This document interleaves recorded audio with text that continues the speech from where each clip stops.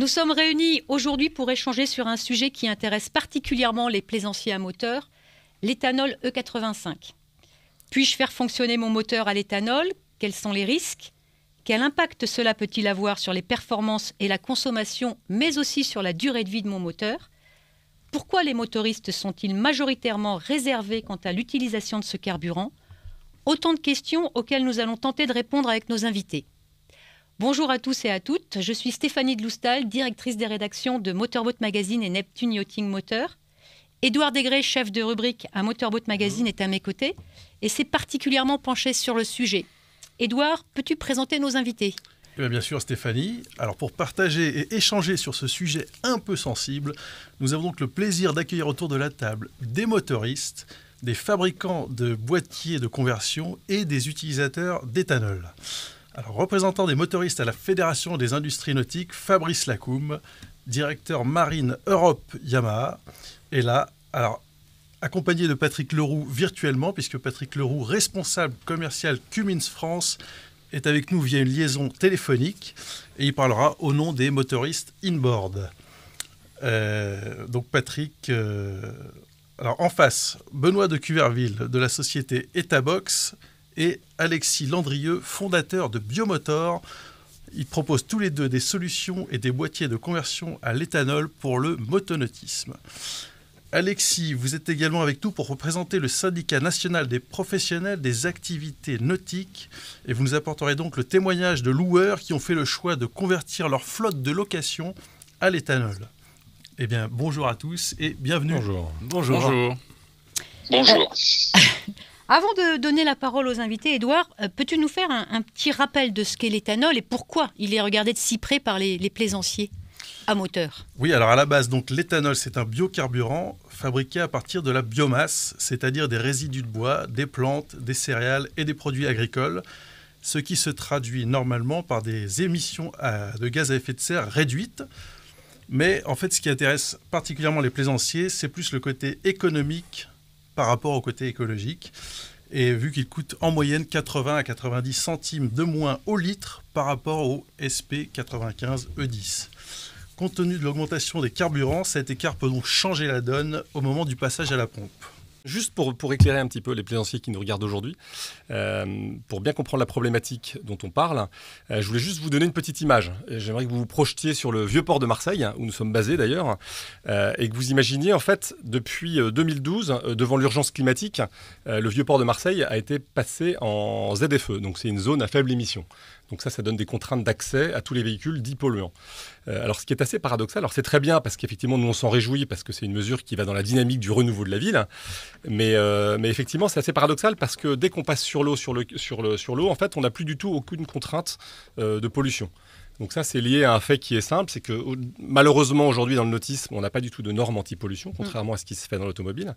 Et donc la raison pour laquelle nous sommes là aujourd'hui, c'est qu'effectivement, nous, on considère que l'éthanol, comme vous l'avez dit, Édouard, c'est effectivement un moyen de réduire la pollution, jusqu'à 3/4 d'émissions de gaz à effet de serre et jusqu'à 90% de particules fines. Donc c'est assez important et puis c'est surtout très rapide, on peut le mettre en place très rapidement. Donc on a une fenêtre à occuper aujourd'hui. Donc voilà, je voulais juste faire un petit aparté. De toute façon, l'éthanol est un sujet qui fait débat, ça c'est sûr. Et nous, avant même de faire cette table ronde, nous avons réalisé sur notre site internet voilesmoteurs.com un petit sondage incitant les gens à répondre à des questions sur est-ce qu'ils utilisent déjà des boîtiers de conversion et l'approche qu'ils ont par rapport à l'éthanol.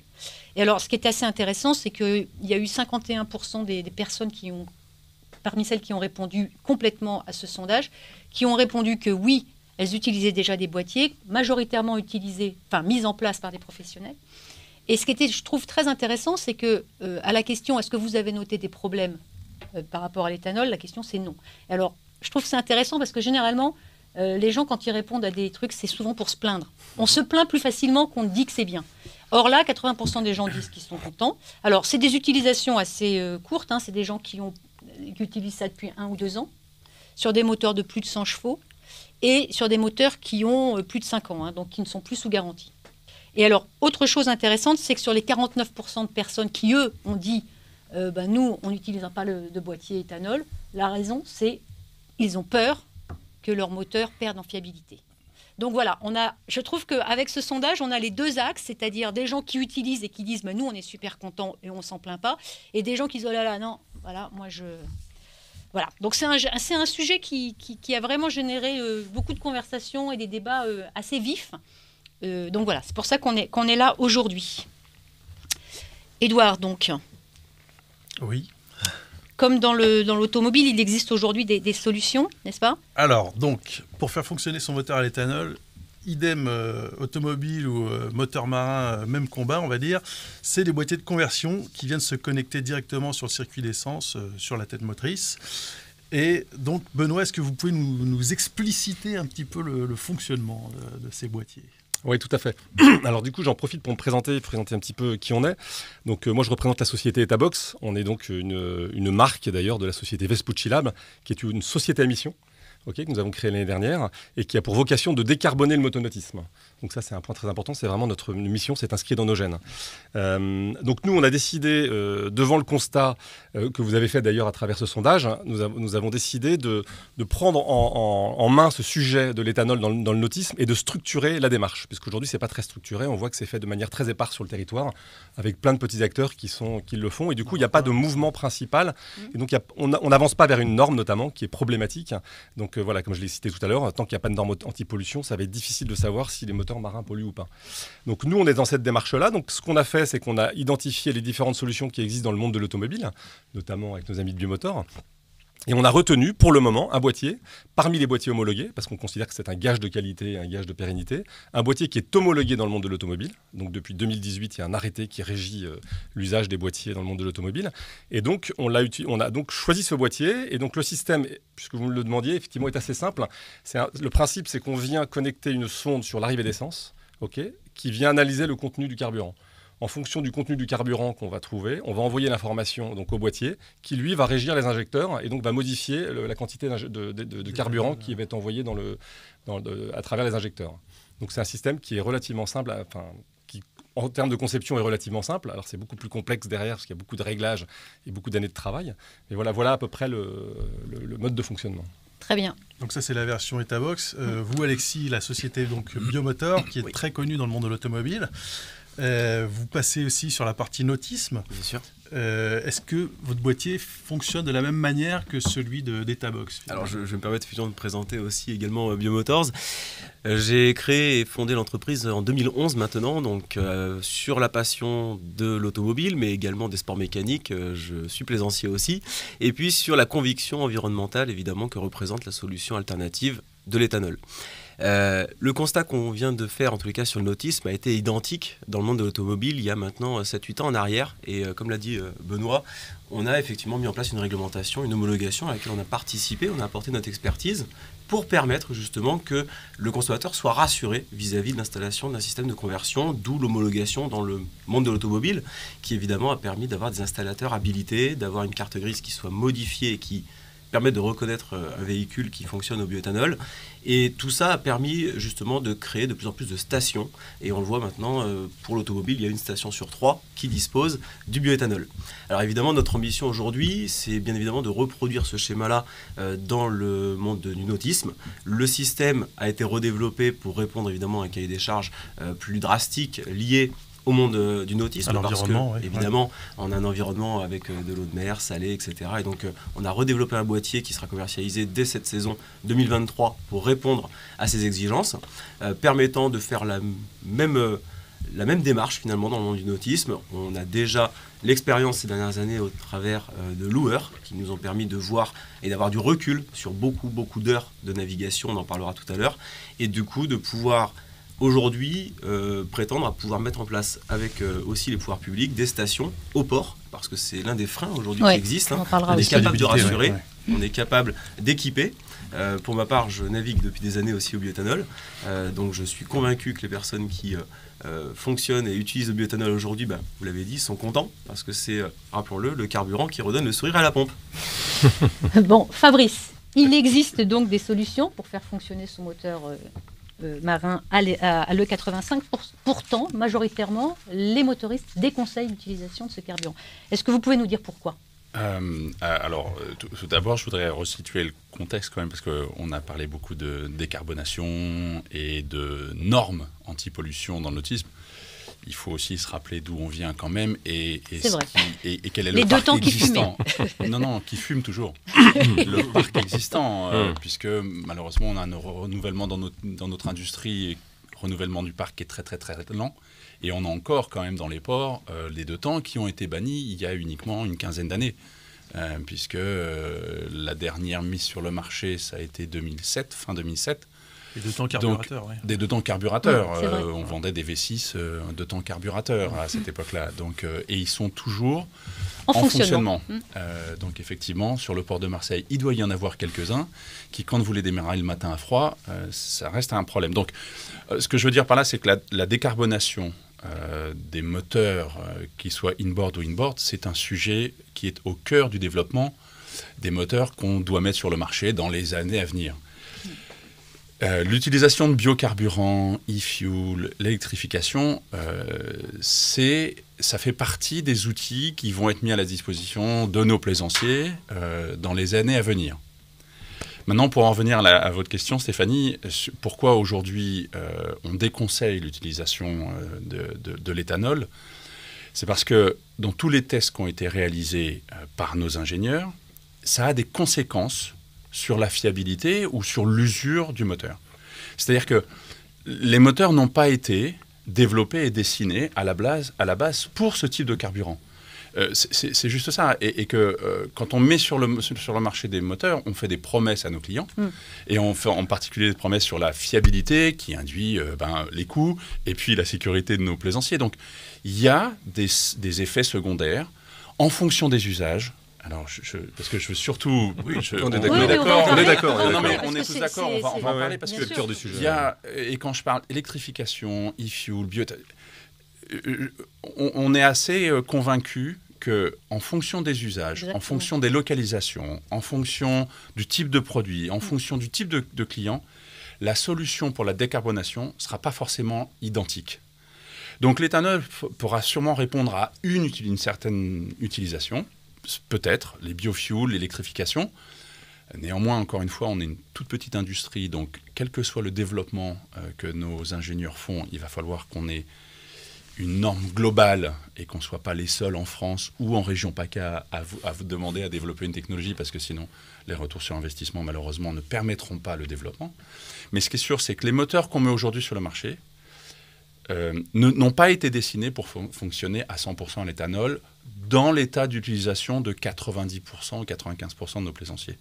Il y a des conséquences. C'est-à-dire 50 heures par an, quoi, ou 30 heures. Non, c'est-à-dire malheureusement un petit peu moins que ça, mais surtout c'est au-delà des heures, c'est surtout le côté très court d'utilisation.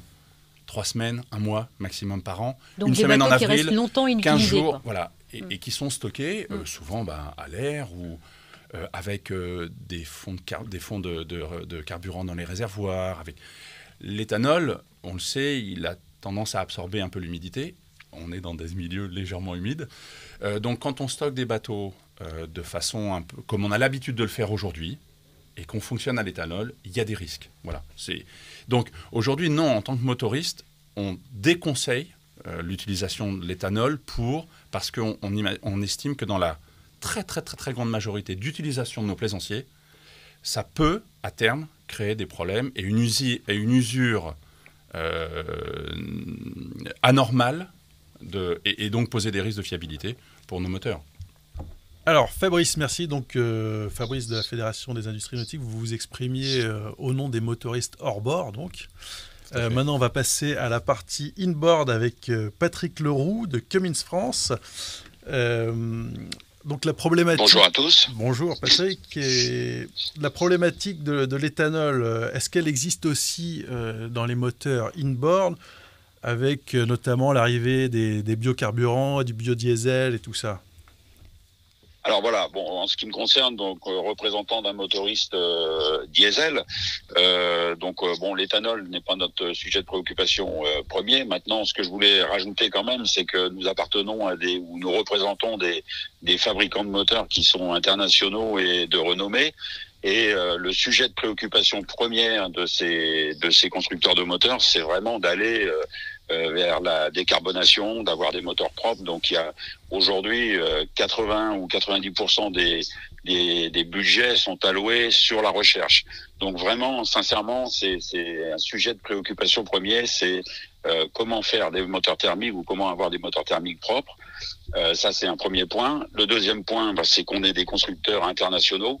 On met nos moteurs en place sur le marché dans tous les pays du monde pour tout type d'application et il est bien entendu qu'on peut pas avoir un moteur avec un réglage spécifique France, un moteur réglage spécifique Californie et voilà. Donc ça c'est important.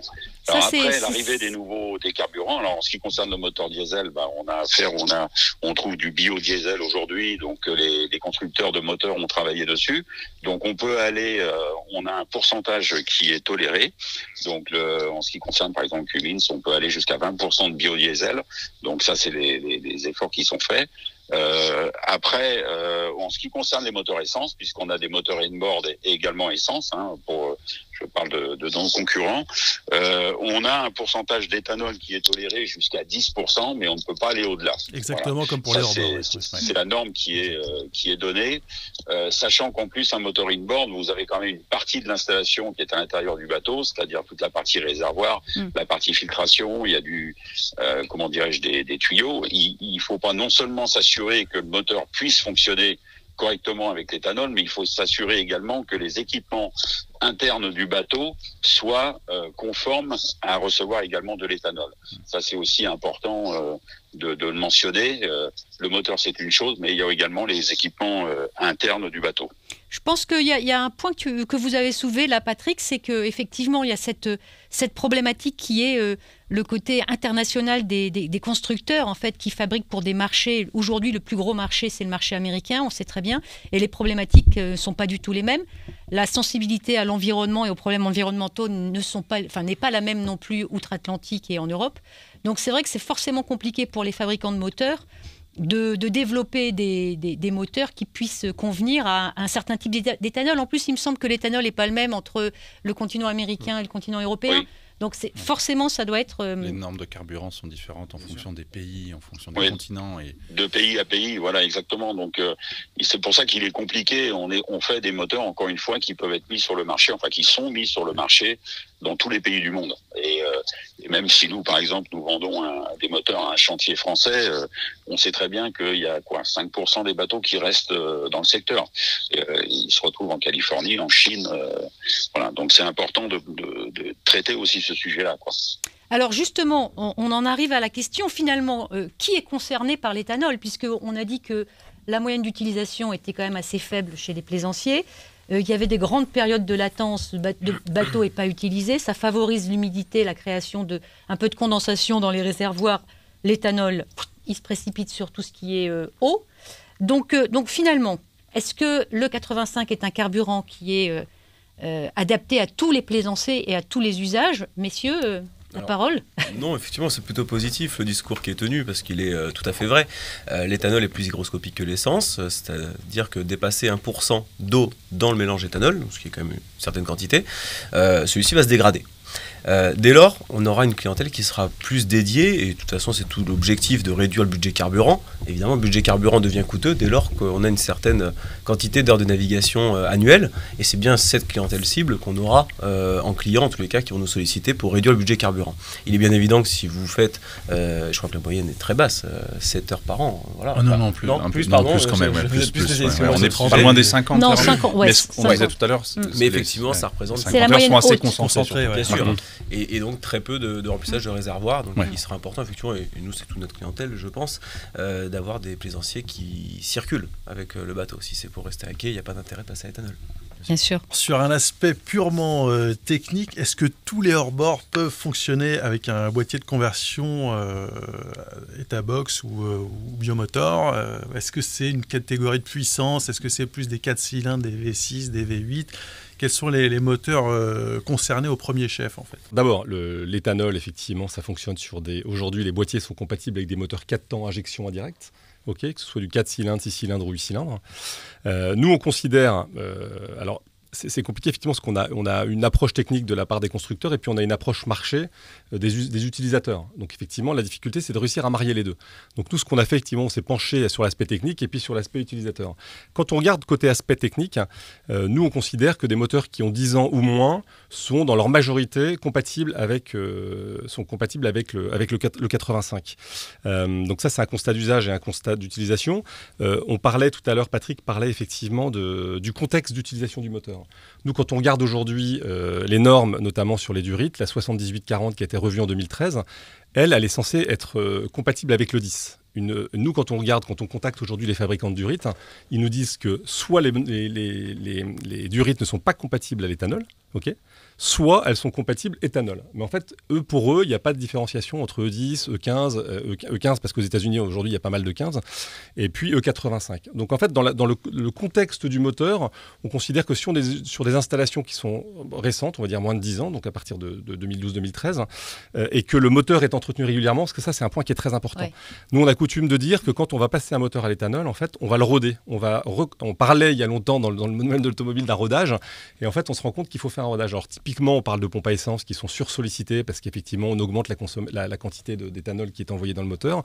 Donc, théoriquement, les moteurs, pour nous, aujourd'hui, sont compatibles. Après, il y a des cas d'usage, effectivement. C'est pas des moteurs c'est pas des utilisations qui sont faites pour tout le monde. À chacun, après, de voir s'il a envie d'avoir un impact écologique ou s'il est plutôt orienté sur son impact économique. Après, à lui de voir, effectivement, s'il a envie d'y passer, ou pas. Ouais. Et sur les puissances elles-mêmes, sur quelle puissance on va retrouver ces boîtiers Nous, on considère qu'à partir de 80 chevaux, grosso modo, on peut les poser.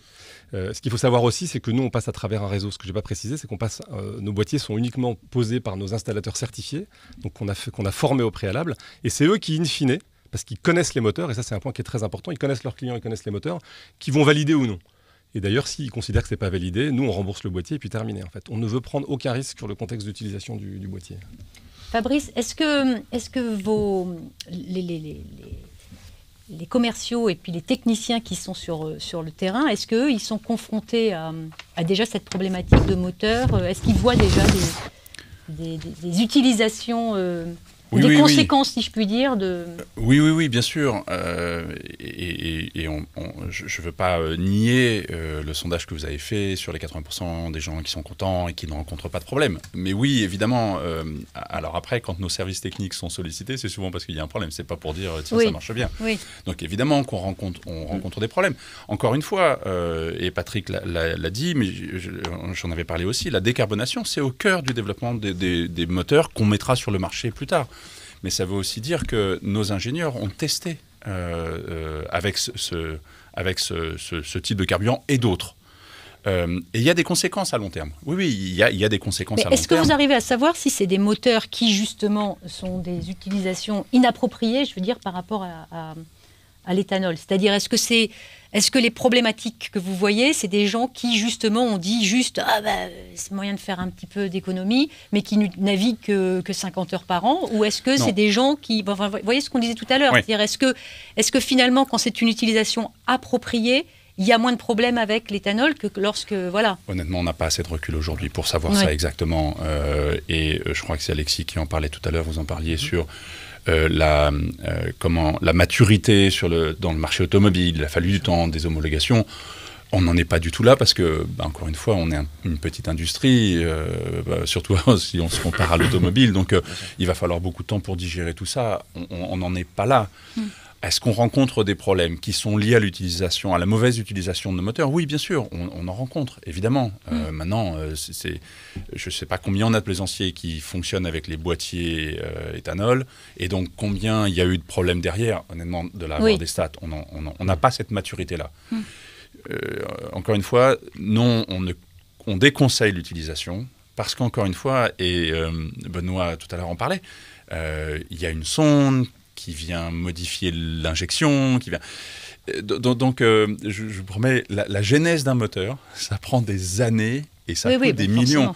Donc, comme ils n'ont pas été dessinés pour ça, il y a forcément un impact. Il y a un impact. C'est obligatoire. Maintenant, est-ce que ça veut dire que le monsieur va tomber en panne dans ses 10 heures, dans ses 10 ans, On n'a pas ce recul-là. Maintenant, est-ce que ça a un impact sur le moteur? Oui, ça a un impact, forcément. Alors, oui, pour rebondir effectivement sur quelques préjugés, je me permets, parce que c'est vrai que c'est important aussi d'en parler. Alors, il y a l'utilisation, mais après, de manière générale, on entend beaucoup de choses sur l'éthanol. On parlait notamment du développement des moteurs en fonction des pays. Déjà, il faut le savoir qu'on entend souvent l'éthanol est plus corrosif, etc. Et les constructeurs peuvent développer parfois des moteurs spécifiques à l'éthanol. Rappelons par exemple qu'en fait, au Brésil, l'éthanol qui est proposé est de l'éthanol qu'on appelle hydraté. C'est-à-dire qu'il y a une quantité d'eau certaine au Brésil dans l'éthanol qui est proposé, ce qui n'est pas le cas en France, puisqu'en fait en France c'est un éthanol déshydraté, donc il n'a pas de présence d'eau dans celui-ci, et donc il n'y a pas les mêmes impératifs de modification de pièces. Je rejoins relativement bien Benoît sur le fait qu'on va évidemment rester sur des bateaux qui fonctionnent régulièrement, qui ont moins de 10 ans, parce que l'objectif pour nous est bien évidemment d'apporter une garantie, comme on l'a fait dans l'automobile, c'est-à-dire qu'on comprend parfaitement que le recul du fabricant constructeur est insuffisant sur le sujet, nous on en a forcément plus. Et comme on l'a fait dans l'automobile, aujourd'hui, le constructeur se décharge de leur garantie sur notre part. Et c'est quelque chose qu'on doit, à travers la réglementation en tant que fabricant homologué, prouver notre capacité de garantir les véhicules. Et on s'aperçoit que l'année dernière, au niveau véhicule, on a vendu 25 000 systèmes à travers toute la France, avec cette obligation de garantie de notre part. Et je dirais que si je suis encore là 10 ans plus tard, c'est que finalement, cette connaissance des impacts, on la connaît, et elle est extrêmement limitée. Parce qu'évidemment, on a, et Fabrice disait très bien, les clients qui vont venir effectivement en concession ont forcément un problème, sinon ils seraient en mer, ils ne s'arrêteraient pas en concession, et des problèmes d'humidité dans le carburant, on en a aussi dans l'essence, on a des problèmes de bactéries dans le diesel, etc. etc. Donc arriver à on va dire prendre du recul et être objectif sur la situation, qui est de se dire c'est une solution alternative, et évidemment il y a nécessité d'avoir des garages et des installateurs habilités à détecter justement quelle motorisation. Alors, à propos de la garantie, je rebondis là-dessus parce que lors de notre sondage, dans les commentaires qu'il y a pu avoir, il y avait certaines personnes contre l'utilisation de l'éthanol qui disaient de toute façon, vous ne trouverez jamais une compagnie d'assurance qui garantira.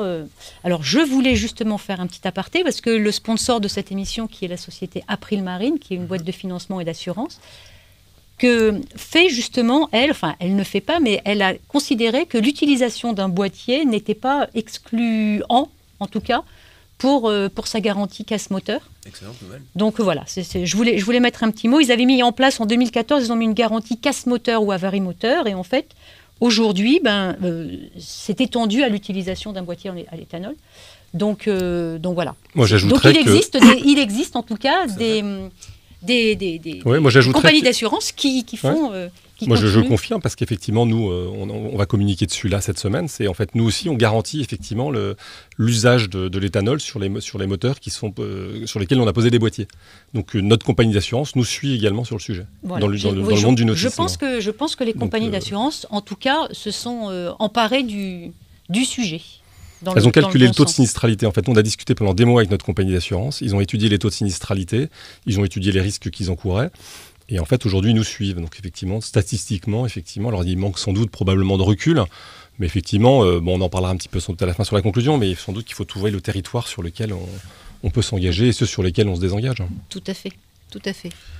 Alors, sur la partie entretien et performance, question importante aussi, pour l'hivernage, par exemple, question très concrète, est-ce qu'il vaut mieux garder, quand on tourne à l'éthanol, son réservoir plein ou vide ?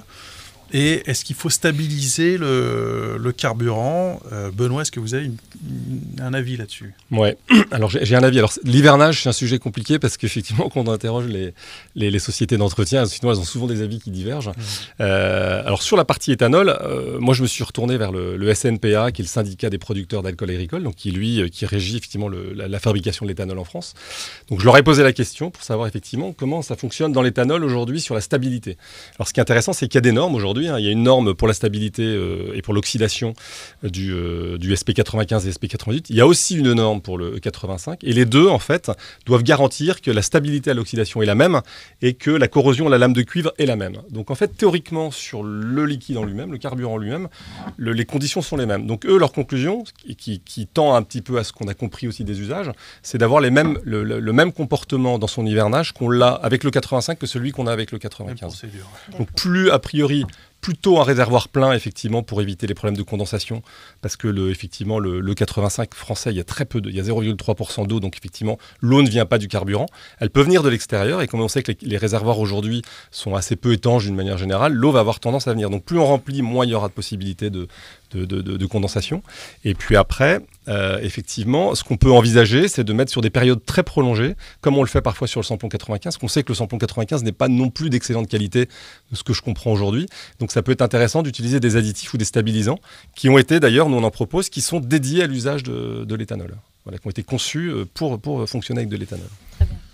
Alors, on a appris en faisant ce reportage, on a été faire des essais sur un moteur de 150 chevaux, et on a appris qu'en fait, la composition de l'éthanol, elle varie en fonction des saisons. Pour des histoires de démarrage à froid, on est obligé de mettre des proportions d'alcool plus ou moins élevées. Est-ce que, Alexis ou Benoît, vous pouvez nous expliquer un peu ça? Tout à fait, en fait, la saisonnalité de l'éthanol, ce qu'on appelle, c'est-à-dire que le carburant s'appelle E85 en station, donc pour dire éthanol 85%, tout comme le 95 s'appelle 95 E10, et puis le 98 E5, parce que rappelons qu'il existe 5% dans 98, 10% dans 95, et donc on va jusqu'à 85% dans l'appellation du E85. Néanmoins, en fonction des saisons, donc en hiver, on sera plutôt en E60. C'est déjà mélangé en station, hein, c'est pas vous qui faites le mélange. Il est en E60 l'hiver sur le bioéthanol. On passe là en cette saison actuelle, donc printemps, on sera en E65, E70, et on passera jusqu'à 85%, exclusivement l'été. Oui, c'est pour aider au démarrage à froid, malgré que nous on anticipe, puisqu'on vend aussi des systèmes jusqu'en Suède où il fait parfois moins 30 degrés, et donc on a une sonde de température additionnelle sur le bloc moteur qui va permettre d'informer le boîtier lorsque le moteur est froid ou chaud, et permettant d'adapter le starter pour démarrer au quart de tour également. Donc on a deux éléments pour répondre à ça: le capteur de carburant évidemment sur l'arrivée d'essence qui permet de savoir exactement le taux d'éthanol et de régler parfaitement le moteur, et bien sûr le deuxième sujet, la sonde de température qui permet de détecter la température de celui-ci au démarrage. Très bien. Qu'en est-il vraiment au niveau des performances pures, au niveau de la consommation? Parce qu'on n'arrive pas véritablement à savoir. Nous, on a fait des essais, alors peut-être sur une durée trop courte, qui ne nous a pas vraiment permis de voir que... Mais parmi les témoignages qu'on a vus sur cette discussion que nous avons lancée, il y a des gens qui reconnaissent quand même que la consommation est quand même un petit peu supérieure. Alors, sur une saison entière, peut-être pas de la consommation instantanée, mais peut-être que sur une saison entière... Tout à fait. Alors c'est effectivement une réalité, donc on va avoir un boîtier qui va injecter plus de carburant pour avoir le même fonctionnement qu'à l'essence, et donc on va consommer environ 20% de plus par rapport à du samplon classique. Ces 20% évidemment sont largement compensés par le prix de l'éthanol en lui-même, donc ça reste bien évidemment rentable. Vous pouvez nous redonner le prix d'un boîtier? Parce qu'on n'en a pas parlé en fait. Bien sûr, le prix d'un boîtier c'est à partir de 750 €, donc très vite amorti même avec ces 20% de surconsommation. Et pour les performances, alors... plus facile à voir sur un véhicule parce qu'on le met sur un banc de puissance, moins facile sur un bateau, donc ça sera plus au ressenti, mais on aura une sortie d'eau qui sera plus performante puisqu'on gagne en couple, puisque l'éthanol, rappelons-le, a un indice d'octane de 104, ce qui est même supérieur au 98. Tout à l'heure, vous avez parlé, Alexis, du mélange qui était fait directement à la pompe. Donc là, on arrive au sujet peut-être un petit peu difficile, c'est-à-dire que où peut-on se procurer de l'éthanol? Dans les ports, c'est inexistant, donc c'est quand même un problème aujourd'hui. Oui.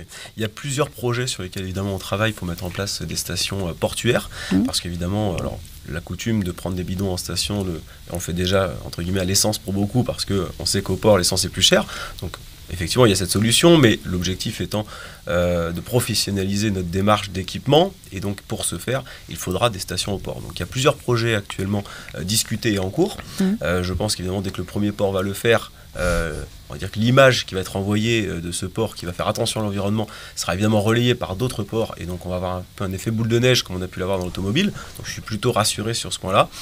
Évidemment avant il fallait garantir des volumes à ces stations, et d'où l'intérêt d'installer des boîtiers aussi sur des flottes et des loueurs qui font évidemment beaucoup de litrage et qui vont permettre de déclencher cet effet boule de neige. Alors justement, vous êtes là pour parler au nom des loueurs aussi, puisque vous connaissez très bien Jean-Jacques Magnès, qui est de la société Renault Jet, qui lui a équipé, il a pris le parti d'équiper intégralement toute sa flotte de jets et de bateaux accompagnateurs qui ne fonctionnent qu'à l'éthanol. Complètement, des superbes jet ski Yamaha d'ailleurs.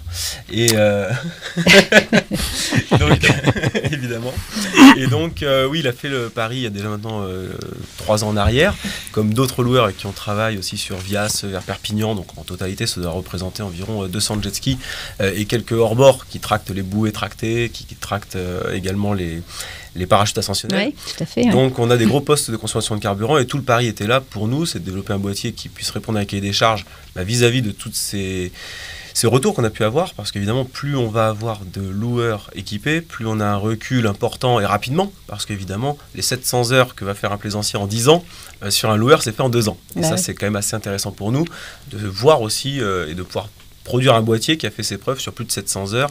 Même pour ma part, j'avais un jet ski en VX Yamaha et je l'ai revendu, je crois, avec 990 heures que d'éthanol. Donc voilà, on parle de beaucoup d'heures parcourues et c'est ça qui est intéressant aussi, de pouvoir nous, derrière, pour le sujet des garanties, pouvoir s'assurer de garantir en lieu et place du constructeur parce qu'on a ce recul-là. Mais les personnes qui utilisent de l'éthanol comme ça, notamment les loueurs, ils n'utilisent que de l'éthanol ou est-ce qu'ils font des allers-retours un peu d'éthanol? Des fois, ils réutilisent du SP95 ou du SP... Ils restent à l'éthanol majoritairement parce que le coût économique, là, on parle de plusieurs milliers de litres, donc plusieurs milliers d'euros économisés par saison.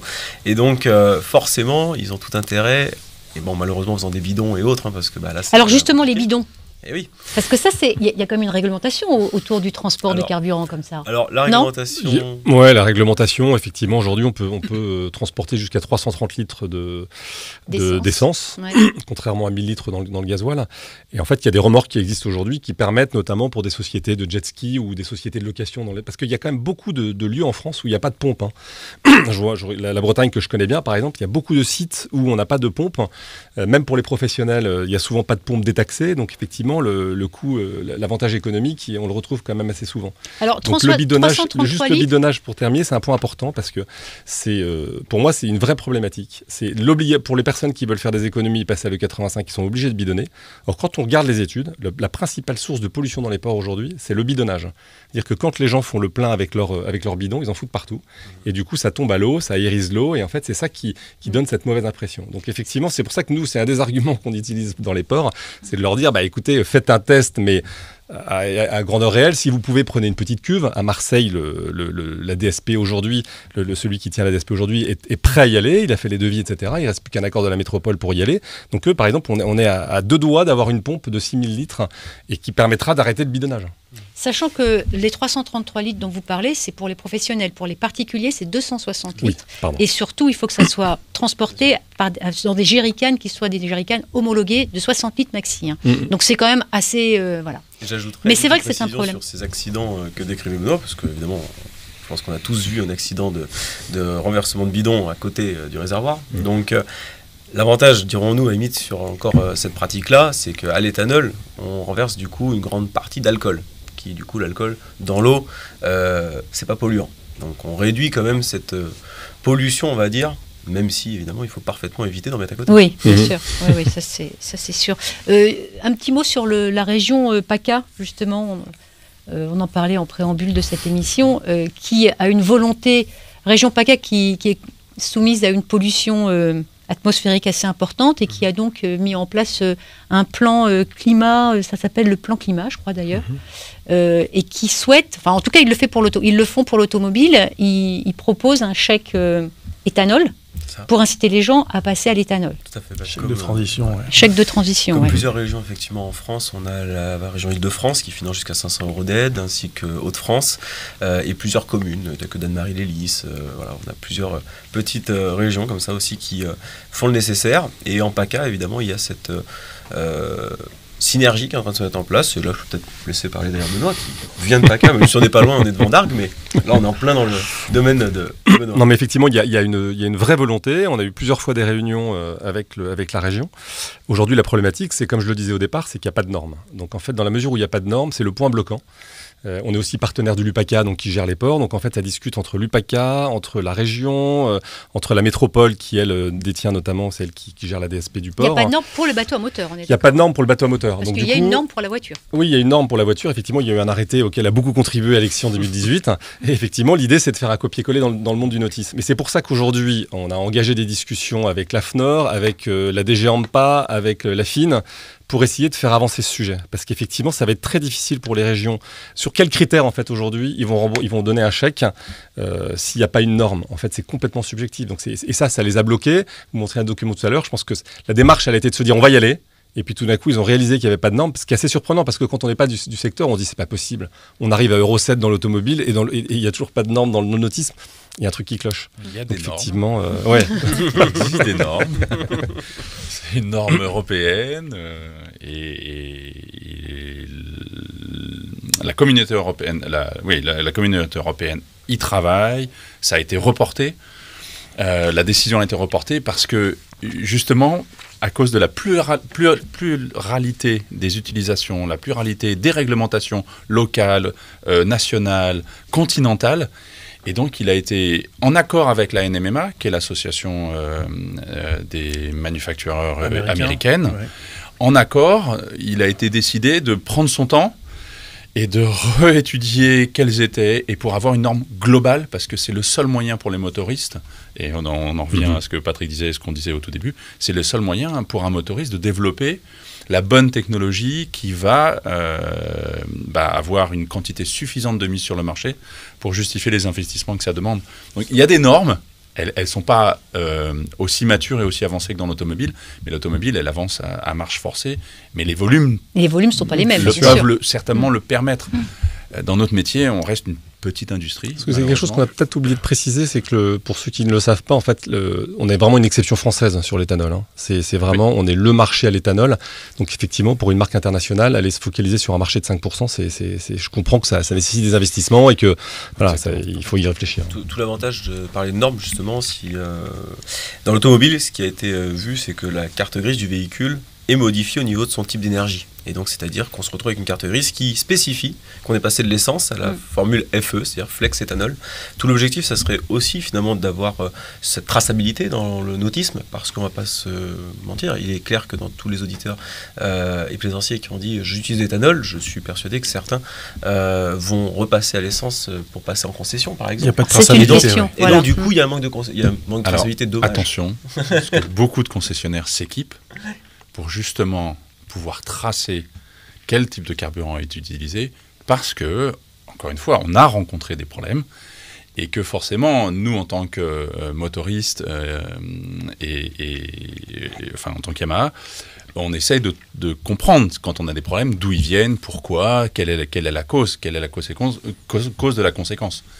Et qu'aujourd'hui, certains concessionnaires s'équipent pour être sûrs que... Ça veut dire quoi, ils s'équipent de quoi? Il y a des façons de tracer, savoir s'il y avait de l'éthanol ou pas. Donc, c'est pas très compliqué. Mais ce qui en soi, je trouve, devrait plutôt... c'est intéressant, parce que ça permet d'avoir des statistiques après sur véritablement les bienfaits ou au contraire les dégâts de... Voilà. Du coup, ça permettrait que sur la carte de navigation soit indiqué que le bateau est à l'éthanol. Donc on a aussi finalement une traçabilité, un responsable et on va dire un interlocuteur en cas de panne qui serait en capacité d'échanger avec un fabricant de boîtier et de pouvoir avec nous dire on sait qu'il est équipé, venez, on regarde d'où ça vient, pourquoi, comment, aussi bien pour les statistiques que pour l'expérience client. Parce qu'évidemment derrière, il faut bien vous voyez qu'il y a un client qui est désireux lui de réparer au plus vite. Et forcément le but n'est pas de le bloquer. Et donc toute cette stratégie, elle est vraiment justement d'avoir cette même transparence sur le nautisme et c'est là-dessus qu'on travaille en tous les cas et pour lesquels cette réunion est intéressante. Tout à fait. Alors oui, on retourne du côté des moteurs inboard avec Patrick Leroux, directeur commercial chez Cummins France. Et Patrick, donc, est-ce qu'on a aussi des questions de fiabilité ou d'usure de pièces ou de manque de recul quand on parle de biocarburant et de biodiesel notamment? Et est-ce que le biodiesel sera facile à trouver dans un horizon de plus ou moins moyen terme dans les pompes des ports, quoi? Oui, alors bon, donc Cummins, c'est comme tout autre motoriste diesel. On a tous des normes aujourd'hui pour pouvoir, tourner au biodiesel. Donc c'est ce que je disais tout à l'heure. Aujourd'hui, on peut utiliser jusqu'à 20% de biodiesel dans les moteurs. Ça c'est toléré, c'est même validé. La seule chose qu'il y a, c'est qu'effectivement, après, c'est l'approvisionnement de ce carburant que l'on ne trouve pas partout. Donc, c'est la difficulté, c'est tout le côté logistique. Et le diesel est en règle générale monté sur des bateaux de taille assez conséquente. Donc, on s'imagine mal faire du bidonnage, comme on disait tout à l'heure pour les moteurs hors bord, avec du diesel. Donc, Encore une fois, c'est la préoccupation première de tous les motoristes aujourd'hui qui mettent des moteurs thermiques sur le marché. Il y a vraiment un accent très poussé sur la pollution, sur les carburants, sur comment économiser, comment moins consommer. Donc c'est énorme, c'est énorme. Donc nous qui avons aussi des moteurs en application commerciale, donc on a cette demande pour des applications vraiment très particulières parce que ils ont la possibilité d'approvisionner avec des réservoirs assez conséquents, donc de faire amener ce biodiesel. Mais pour le plaisancier aujourd'hui, c'est quelque chose qui me semble être compliqué. D'accord. Et vous, en tant que motoriste, vous avez une pression de la part du politique pour évoluer vers ces biocarburants ou... Oui. Alors, on le ressent plus. La plaisance aujourd'hui, on n'est pas pas trop concerné. On a des questions forcément des clients, mais si on prend par exemple la marine commerciale, que ce soit côté pêche, côté les navires à passagers, on a beaucoup plus de demandes dans ce sens-là. Mais donc sur des bateaux plus conséquents où on peut faire acheminer un carburant via un camion avec une citerne. Donc on est très impliqué. Il est vrai que la partie commerciale est plus, la marine commerciale est plus sollicitée que la plaisance aujourd'hui. Mais encore une fois, c'est vraiment, on est très focus sur toutes ces solutions qui vont dans le bon sens. Après, moi, je mettrais juste un petit peu par rapport à tout ce qu'on a développé tout à l'heure, de faire attention parce qu'on a une volonté politique et les politiques, bien souvent, ils mettent la charrue avant les bœufs. On l'a vu en voiture où il y a des décisions qui ont été prises de vouloir mettre tout électrique. On s'est aperçu que les constructeurs automobiles ont été beaucoup plus rapides que... donc il y a toute la partie infrastructure et il faut pas tomber non plus, leur faire croire que l'éthanol c'est la solution miracle et que des politiques prennent la décision de dire tel secteur, les moteurs hors bord ou les moteurs devront tourner qu'avec de l'éthanol. C'est qui est pas de décision hâtive, mais qui nous mettent un peu dans l'embarras derrière, quoi. Je pense que là, vous venez de dire ce qui va nous permettre de faire une conclusion, quoi. C'est-à-dire que là, on arrive à la fin de ce débat. Je vais vous laisser prendre chacun la parole pour finir et dire ce que vous avez à dire. Et puis ensuite, nous tirerons une conclusion, nous, avec Édouard. Mais je pense que la conclusion, tout le monde l'a bien comprise. Donc, Fabrice.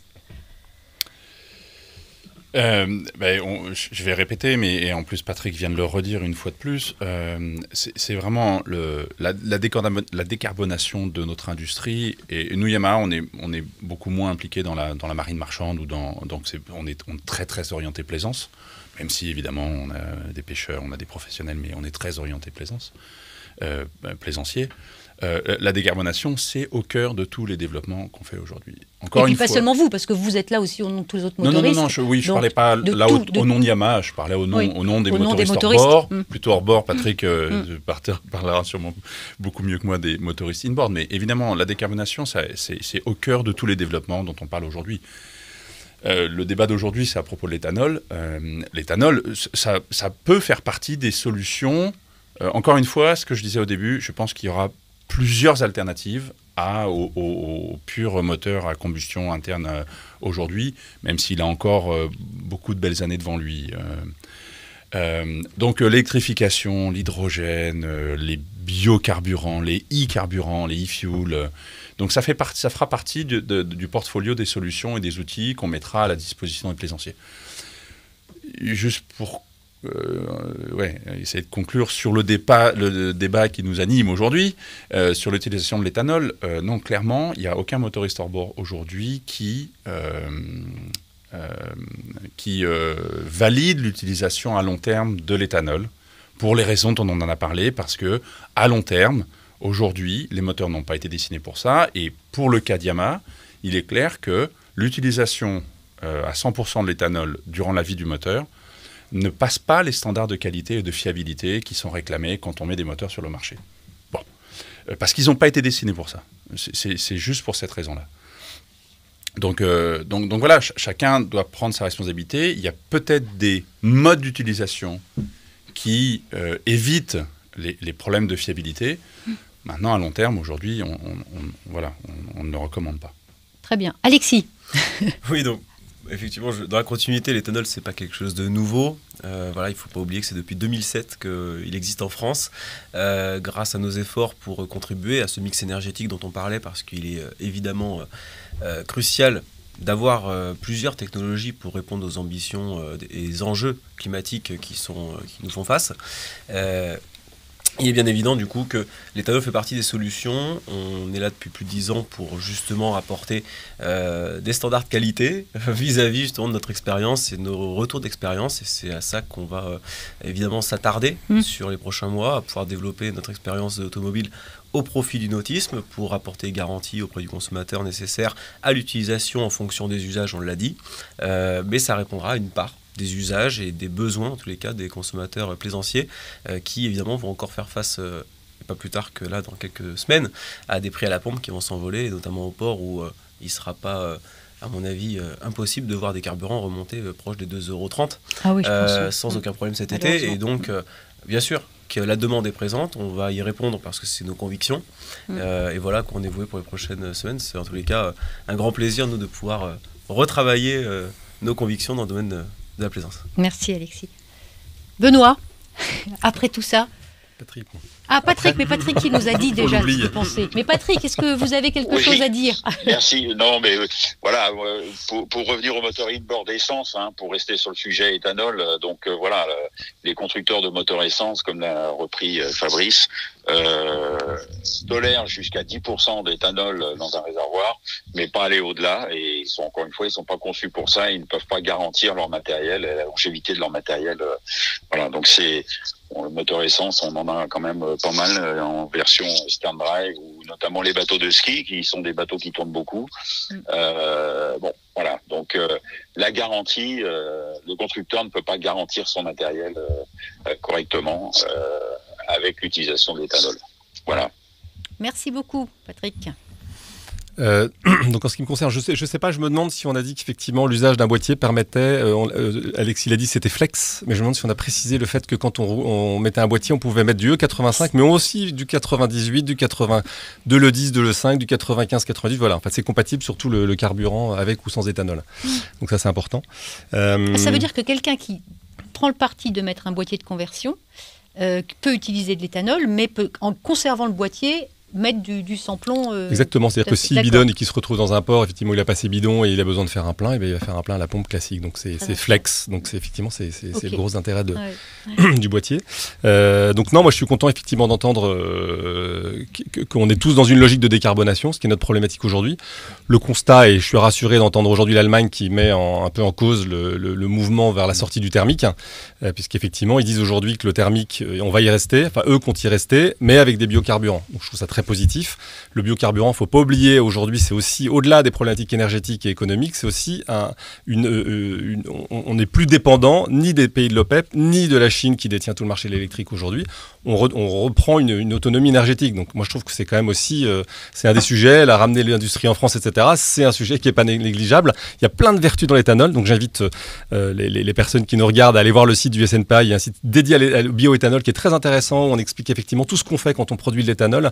On récupère du gaz carbonique qui est utilisé dans le Coca-Cola, dans les boissons gazeuses, on régénère de l'eau, on utilise beaucoup de résidus pour la nutrition animale. Enfin, c'est un sujet, moi, que je trouve passionnant pour toutes les personnes qui s'intéressent à l'écologie en France. C'est vraiment un sujet passionnant. Et donc après, je suis d'accord avec Fabrice sur le fait qu'effectivement, nous, on en est conscient, avec Alexis, on en a discuté aussi, on ne pense pas que le bioéthanol est fait pour tout le monde. Je suis d'accord que c'est un usage spécifique.